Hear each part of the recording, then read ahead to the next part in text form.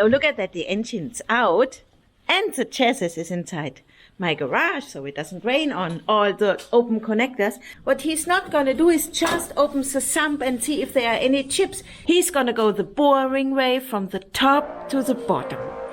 I just want to take out the bottom and see what happens. The most boring way. We're gonna have to free up the garage. So what are we gonna do? You're gonna lift it up. Oh my God. And you're gonna do that all alone? Yes. Oh my God. Look, isn't that cute? Look how that moves, you know? I just want to park the car here. Okay. So. How cool is it? Whoa! Oh my God. Good enough, right? Yeah. Oh my God, it has so many teeth inside here. So the problem we got now is we can't rotate this torque converter, okay? So we can't get to these bolts, they're recessed.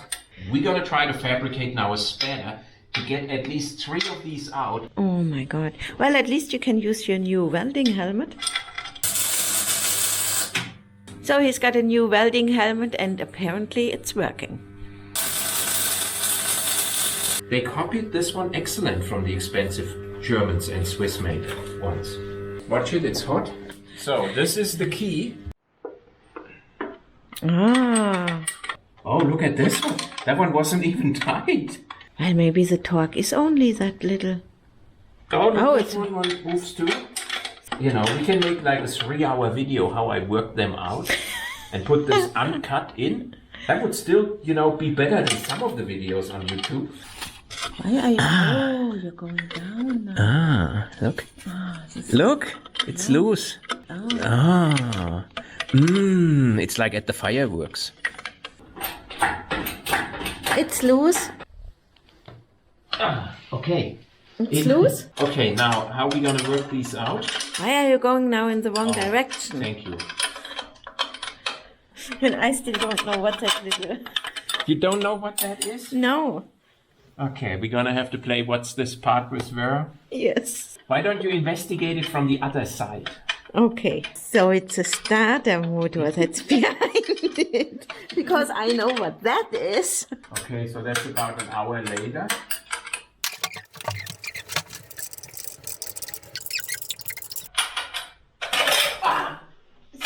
Okay. I told you it's gonna fall. I got a safety wire attached. Yeah, it won't very well. Okay, we got an undamaged torque converter here. We didn't do any grinding, we didn't do any drilling. We got it out. Very special German-made wrench. E14. 14? Very well. We got 4 of those here. So, not a single bolt damage. Look. Oh, the crankshaft seal. I can write the crankshaft seal right on my list. Ooh, yeah, and look at that. What? That? No.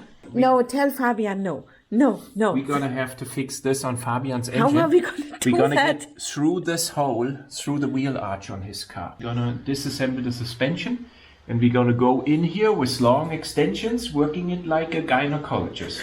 You have no idea. Only 4 little screws are supposed to hold that engine up. Yeah. Oh my God. Good. Chinese should talk to each other. Look at that. It's a debacle.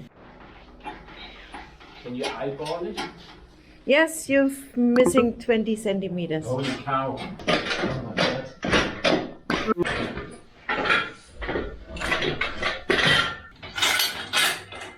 So now the engine is on the cheap Chinese engine stand. Oh my God. A transformer engine lift.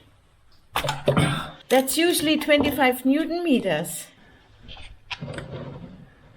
Only the starter engine and we didn't have to do all that work. I'm gonna be pissed. If it happened instantly, I don't think it had time to develop chips. So we're gonna let that sit here and dribble overnight. What? Yeah.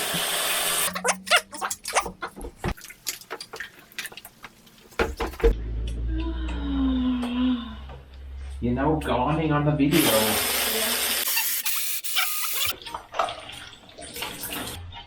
So, 1 EGR valve. There, I got another pipe for you. Take this big piece out. Plan doesn't work out. So, we got it off. That's the EGR valve with EGR valve cooler. Ooh, big piece. Another day in the engine disassembly video, and Christian still refuses to take out the sump. It's another nice day after work. And those stupid BMW people who didn't want to buy my machine. BMW can kiss my ass for the rest of the day. Idler pulley wheel. So, belt tensioner. Idler pulley. Crankshaft pulley. You want to Wheel. have it? Yes. And absolutely no oil leak. You guys who voted for the timing belt, sorry, you're out. Oh, look at that. They upsized it to M10. Oh my It God. has a different oil pump. Look at that. That's a Gen 2 engine. Look, it says Jaguar on the oil pump too. Oh, yeah. Timing belt tensioner with an M10.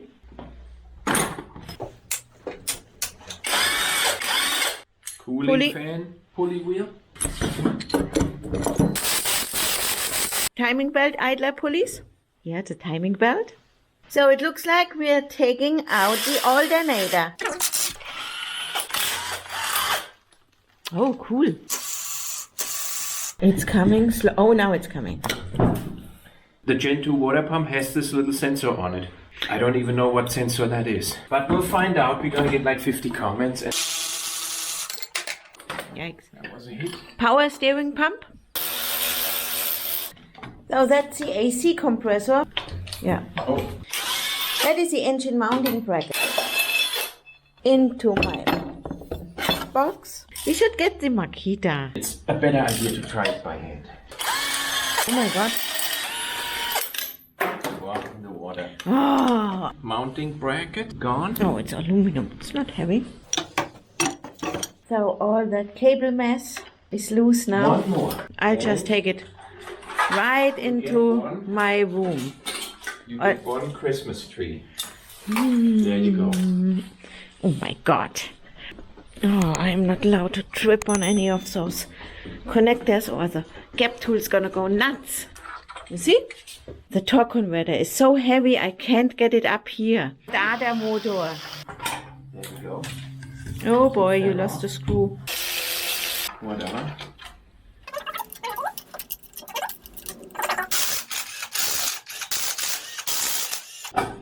There is the entire turbocharger assembly. It's smaller than on Fabian's. Well, it's a two-stage turbocharger system, so you have a small one and a big one. So we just had a coolant spill, which means the new turbochargers are, Water cooled. yeah. Ah. Okay. There it is.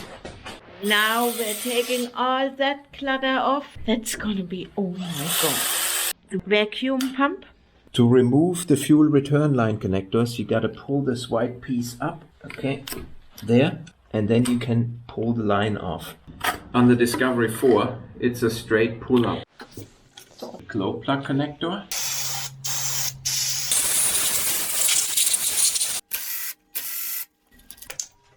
So we're taking out the sump. She wants to see the sump tonight. So let's get going. Yeah, sometimes you just gotta give up and do what your wife wants. I don't want to turn the engine over and do this because I don't know how much dirt is in there. You ready for the big moment? Yes. Oh my God, now. Remember, there is a plastic pipe. So I Oh have to shit, pull it we straight can't down. see it. I have to pull it straight down to not break this plastic pipe. I don't see any chips. You see a broken crankshaft? Well, now the viewers see it before us. You cut it out. If you hold the camera up.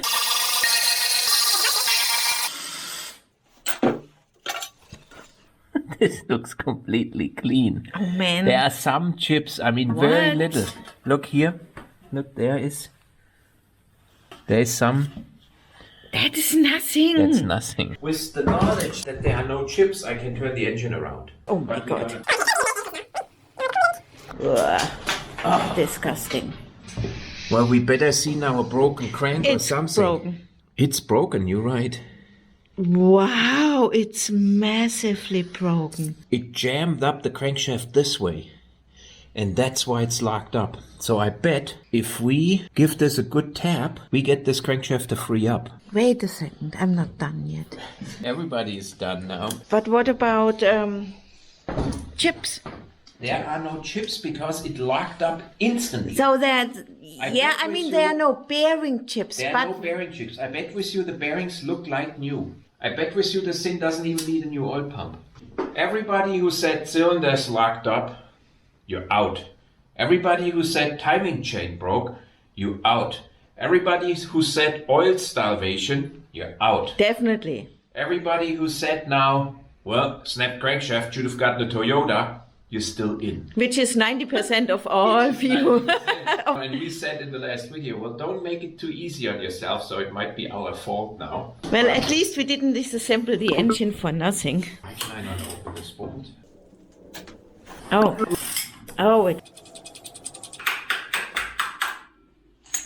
Can you get another box for all this stuff? Yes.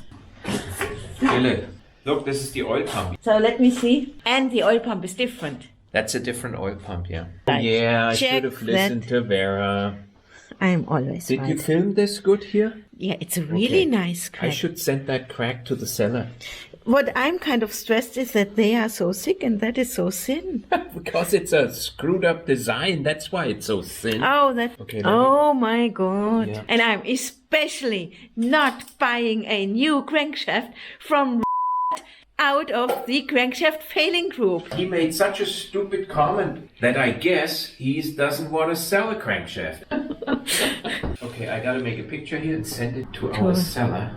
So, Christian, what does that mean now for us? Best case scenario. It could be that because of this huge lockup torque here, that it split these two pieces apart and axially distorted them so that these surfaces here are bad. I was talking about the best case scenario. You talk about the worst case scenario. No, the best case scenario is we would need a new crankshaft and new bearings and be done. Yes, and we know where we don't buy the new crankshaft. Yes. Oh, you know what? Maybe I should take the bolts in the Oh side my out. God. Look, it comes. Everybody guessing, is the bearing worn or not? Ah, the bearing. Let me see. Okay, first of all, it did not rotate in the block. Cool. And the bearing, it looks like it got a hit, okay? But it's not shit. worn. So we're gonna get new one. So everybody who voted oil starvation and bearing failure, sorry, you're out. Ah, Christian, that is metal. Shit. That is metal? Yeah, it's metal. Ooh, that's metal indeed. Yeah. There. It's down And there. now we can take the rear crankshaft seal off, 45 euros from L-Ring. That's gotta be really quickly. So, snap crank at 64,000 kilometers. That's gonna be the thumbnail. There we go.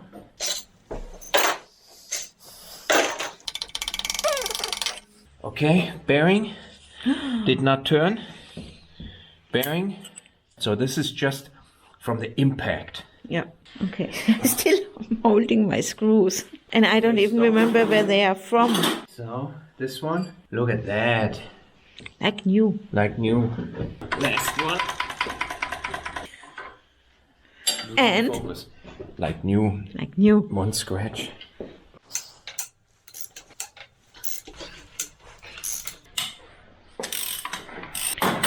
And you see that? The crankshaft is balanced, and that's why Christian knows so much about crankshafts. The serial number of that balancer, what puts in these holes in the crankshaft, is FTK 71 and 72 in Dagenham. Okay, bearing could be reused. Cool. That's a cracked connecting rod. Yeah, it's a Like new. like new. Yeah. I've got my fingers stuck. Number 6. And what about the bearing? Like new. Oh, yes. Even that bearing, it took a hit. Well, we're gonna have to plastic gauge all of these connecting rods in case they took a hit. Okay. Because it has 2 sides. Oh my god, now it's in 2 pieces. You didn't have it running? Oh. Okay, we're gonna have to put the broken crankshaft back in so we can take it back out again, okay? Vera didn't start the camera. Okay, don't cut yourself. Oh, that looks dangerous. Ah. There it is. We took this out together. One connecting rod is stuck on the broken crankshaft. So that's what we're fighting right now. Oh, now it's loose. Loose. But it's stuck. Okay, I got it. Yeah. We can't reuse that connecting rod. It for sure took a beating. Yeah, here no. And we didn't hit the valve. No, we didn't hit the valve. See? Yeah, I think there is debris from the split. See here, this one is good. I mean, they're under compression. Yeah. Yeah. This valve is open on the top. Oh my god. That is way too thin. What are they thinking? Now you got it, you guys over at Ford, okay? This is a regular out of warranty case for It's collateral damage. They don't give a damn. Here you got a crankshaft clearly broken without a bearing seizure. So this is clearly a weak crankshaft. It is not enough to just say that the crankshaft here is too narrow. Of course it is. So why do some crankshafts break and others don't? That's the big question, because there are plenty of cars out there with 300, 400 and 500,000 kilometers or even miles, and the crankshaft did not break. So what is affecting that? And I think it's not trailer pulling. It's not really the driving behavior. It contributes, but I would say only like a few percent. The driving behavior affects big time if you have bearing failures, yes, but not if your crankshaft just snaps suddenly. What is affecting that? And in my opinion, that's very simple. It's the material and the hardening process in the plant.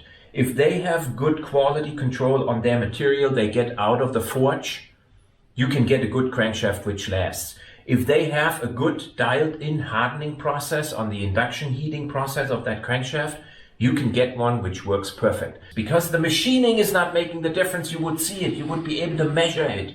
They would be able to measure it. No, it gotta be something more complex. So it's either the material composition, the forge, or the hardening process. There are only those 3 things which can make a crankshaft good or bad, if there are some out there which last forever. Okay, that was now a lot of speculation from me. This crankshaft was produced on the 16th of February in 2016 at 18:28 and 16 seconds. That's unlikely then that the manufacturing line was turned on in the evening.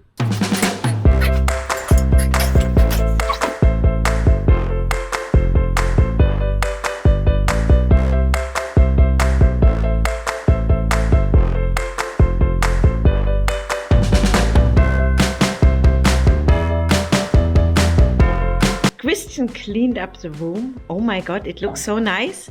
Here are all the camshaft products. Okay, we're gonna try to take the cylinder head off.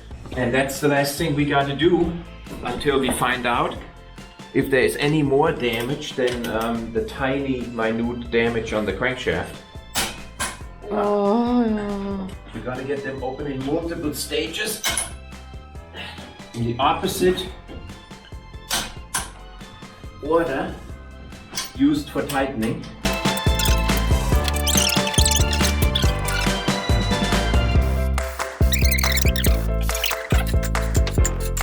These imprints, I'm not serious, I'm pretty sure.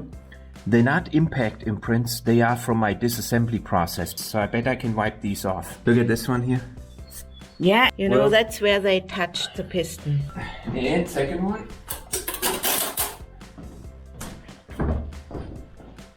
There should be small imprints. Why are they all up? Oh, because...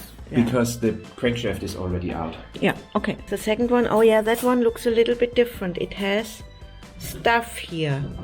If I Okay. spray now something on here and wipe it off, Everything it will will be be just... clean right away. Ah, okay. Then we better do that so I'm not so stressed. What is that?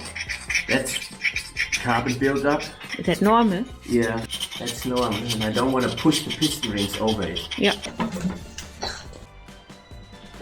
See, very smooth. 64,000 kilometers. There's not even a sign of piston wear. Look at that, not even vertical scratches. This connecting rod we had to beat out with a piece of wood. So I want to inspect if this connecting rod is still straight. As you can see, it does have here an impact. Oh see it God, right here? Yeah, I'm not going to install that again. What we're going to do now is inspect this one connecting rod because it's the one which may have gotten a hit. So first we tighten this to the specified torque. First stage is 20 Newton meter. Second stage is 90 degrees on a rebuilt Gen 2 with a maximum torque of 80 Newton meters. Good, I got this adjusted to 80 so we're not exceeding maximum. So the conrod bore nominal is 66. So I got a 66 millimeter gauge block here. Okay, so I got my bore gauge set to 66 millimeter using a 0.001 indicator. This is one edge and it goes to 11. Go to the other edge and it goes only to 4. So the bore is conical, okay? You can see it's oval. Here we are at minus 30, but when I go in this direction, we are at plus 10. So we are 0.04 millimeter oval. See how it is mangled up here? So we don't even have to measure straightness. So that goes into my Hall of Fame. Yeah, because it was protected by the crankshaft. The one furthest away from the epicenter is just fine. 66.005004, and I can measure at multiple corners and it's always 66.004. And we are allowed to go to 66.013. So we are within that tolerance. This one is perfect, so we know what to order. So the engine is completely stripped and ready for assembly. We're still waiting for some parts out of the UK, but we do have a brand new crankshaft which we purchased in Germany. It's an OEM Ford with a manufacturing date of 23. Now in the first video in regard to this car, we said whoever guesses what the problem with this engine is going to get a free patch and a sticker from us. The first correct answer in the YouTube comments was from Adrian Humpage. He guessed snapped crankshaft, as simple as that. That was the first accurate statement, and it was more accurate than others before and after him who said failed crankshaft or broken crankshaft. Snapped described it better because it happened instantly and the block did not get damaged. So my congratulations, Adrian. Vera is gonna send you that patch. But we're gonna have a second place a little bit further up in the comments. There was Tom Ewers, who was dead accurate. He said the crank snapped around number 2 main, specifically the front of the main. Crank has wedged itself, bent number 1 main cap towards the oil pump. Now, that is the more accurate statement, but it did not bend the main cap and it also did not snap cross bolts number 1.